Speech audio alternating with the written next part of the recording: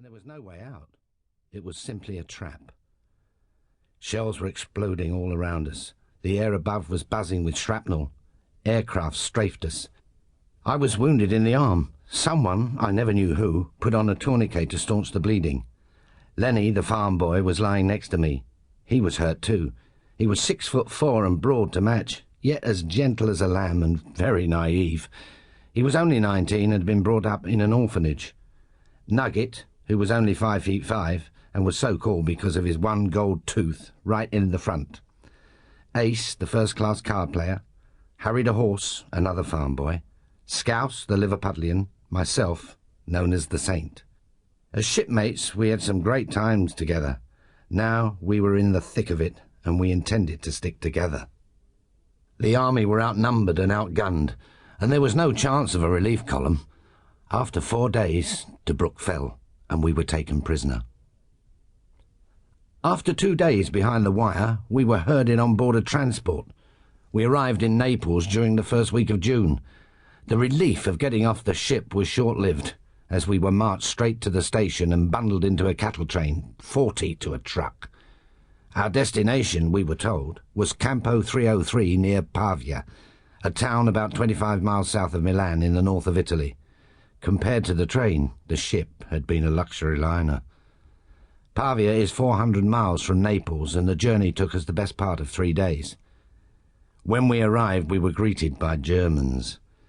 From the station, we were marched to Campo 303.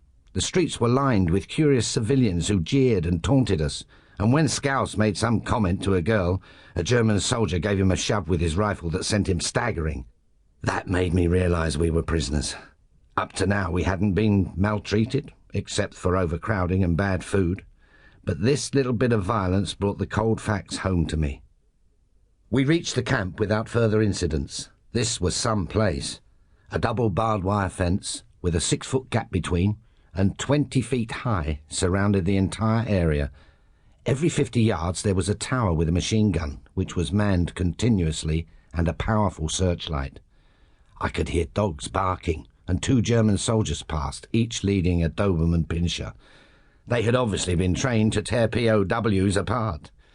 At each hut, 40 of us were pulled out of the formation and motioned inside. They were bare except for a double row of bunks along the walls and one pot-bellied stove at each end. We paired off and chose our bunks. Nugget and I stayed together, and he, being shorter, took the bottom one. 2 guards remained in the hut with us. They were both Italian, which was some relief. One of the guards assigned to our hut became friendly with us. His name was Carlo, and he spoke some English. From the moment of being caught, I started to think about escaping. I talked about it constantly to Nugget and the others, whom I knew I could trust, but they thought it was crazy and that I should never make it. Their scepticism only hardened my determination. I felt that I might conceivably get help from some of the Italian guards, but, in fact, salvation came in a different guise altogether. There was a monk, Brother Domenico, who used to come regularly to the camp to give Mass and to comfort those who needed it. As a Catholic, I naturally went to Mass and struck up a friendship with him. From time to time, another monk by the name of Fra Filippo accompanied Fra Domenico, and I noticed that they both came and went as they pleased.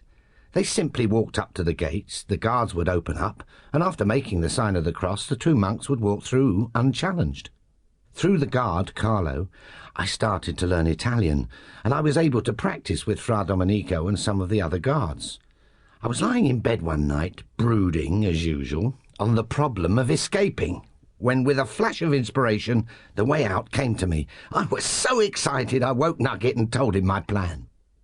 "Oh, forget it. Go back to sleep," he said. "It's crazy." I pleaded with Nugget to come with me, but he wouldn't, so I told him I'd do it alone.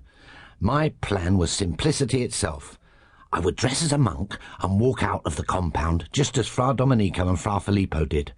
I realized I would need Fra Domenico's cooperation, but I didn't think he'd refuse. In this I was a little too optimistic. When I told him of my idea the following day and asked for his help, he wouldn't hear of it. Not on patriotic or moral grounds, but because he was afraid he would be jeopardizing my life. I couldn't convince him that the idea, and consequently